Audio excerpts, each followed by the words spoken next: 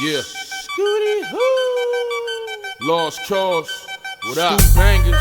What up? What up, Slice? What up? We gonna get it right this time. Let's do it. Let's get it. Yeah. Guys, what is up? Welcome to another episode of Maximilian Must Know. This is going to be a sample shopping episode, last in this batch of fragrances that were sent to me from decantshop.com. Hope to have a new episode up in probably a month or so. We'll get another haul and do some more of these. If there's a scent on Decant Shop you see you'd like to hear me talk about that I haven't talked about in the past, please just drop a comment. Decant Shop is where I get all of my samples from, not just sent to me for these episodes, where I buy samples from, where I tell my friends to get samples from. I just don't think you can beat the pricing, always getting the amount you paid for, and the customer service. So, you can always use my coupon code MAX12 to save you 12% of your entire order. So 5 fragrances to look at today. If I said 4, I misspoke. 5. And so I'm not going to waste your time. Let's just get right into them. First one is from the house of Acqua de Parma. This is Bergamotto Calabria. Now, I own 3 from this brand. I own their Oud, Colonia Intensa Oud. I own Fico Amalfi and Colonial Club. There's a lot I want to try from this brand. They've got a whole bunch of new dark, their Essenza collection out. The only one I can say that I want without a shadow of a doubt is Ginepro de Sardegna, which we looked at on this series and I really enjoyed. This was a 2010 release with notes of bergamot, ginger, citron, cedar, florals, vetiver, benzoin, and musk. Now, as far as this one goes, it's a really nice zingy, just whenever you spray it, really nice sort of zingy bergamot scent.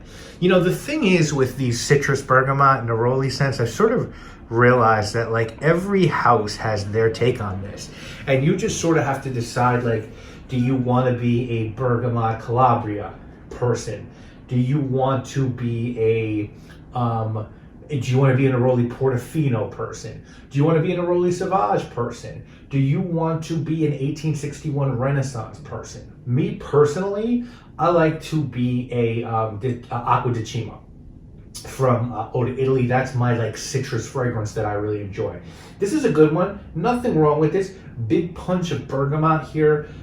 It's a great citrus fragrance. It lasts for a long time. It's relatively affordable. I can't hate on this. Some people are just a Ferrari, right? I forget what the Bergamotto, I forget what it is, but some people just want that one. So it's up to you. They're all kind of the same, I feel like, when it comes to quality. I can't lie to you and tell you one's so much better than the other. I think the Neroli Portofino is really good. I think the Xerjoff one's really good. I told you the one I prefer. This is pretty affordable, though. I was looking online, and you can get, like, I think testers of this, or like 5-ounce testers, are like $75 on FragranceNet, and like the big 5-ounce bottle, I think, is like $80. So this is a really affordable citrus fragrance. I know if you go the retail route, you're gonna pay around $120 for this, which might not be the move because you can just get this cheaper. But yeah, this is a nice citrus fragrance. Is it better than the other things out there? I don't think so. Again, my pinnacle is Acqua di Cima, but you should try, if you want a good citrus fragrance that is either really trying to be a neroli fragrance or a bergamot fragrance, I really recommend trying some of the best ones out and picking the one that works for you. And if you find that they're very nuanced to your nose, buy 2 or 3 that you really like. I'm good on this one, because I just feel like I've smelled this many times over and over. Okay, so the next one up is from the house of DSM Durga. This is called Debaser. Now, from DSM Durga, I just own Burning Barbershop. There's many I want to try from this brand, from Mississippi Medicine to Highlands to Bitter Rose to Bowmakers to Notorious Oud, which they did a tribute to Biggie Smalls. I enjoy this house. It's a 2015 release. David Seth Maltz is the perfumer, and bottles can be found discounted online for about $90 or so. The notes here are fig, iris, coconut milk, tonka bean, and white woods. And so it's It's kind of the same thing with fig for me. And here's the funny thing. It's a fig fragrance. It's a milky fig fragrance. And I kind of feel that way about fig fragrances as well. My fig fragrance, which I just mentioned, is that the fig fragrance I like is from Acqua de Parma. It's Fico di Amalfi. That's a very bright, fruity fig fragrance. This is more of a creamy, coconutty, figgy fragrance like Fisocos.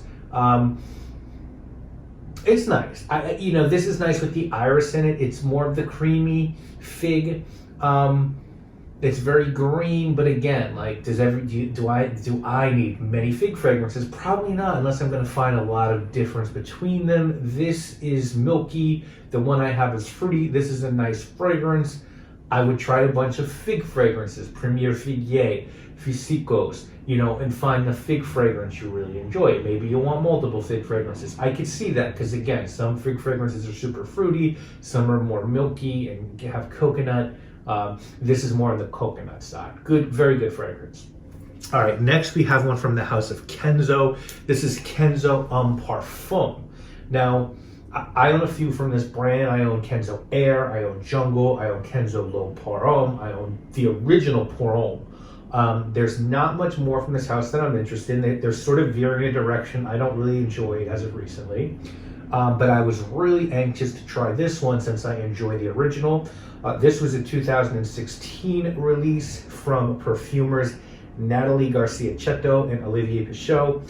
And it's got citruses, mint, cardamom, spices, sage, C notes, vetiver, vanilla, sandalwood, and cedar. And I'm gonna sort of double down on me being disappointed in the direction of the brand here. By the way, you can find this one online for like $40. I don't think it's worth $40. It's just sort of going in that direction of these Tonka-y, designer fragrances. This one has some, this one has like a aquatic accord at the top. I know there's some mint here. It's kind of in the Invictus realm, if that makes sense. It's really like Invictus Acqua. And that's disappointing to me because the original Kenzo Homme is such a weird, sort of really nice, darker sort of aquatic scent.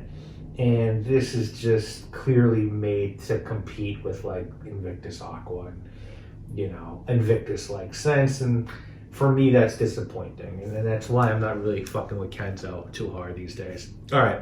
Next, we got one from the house of Maison Margiela, 2014 release. This is at the Barber shop. Louise Turner did this one, $120. Not easy to find this one discounted.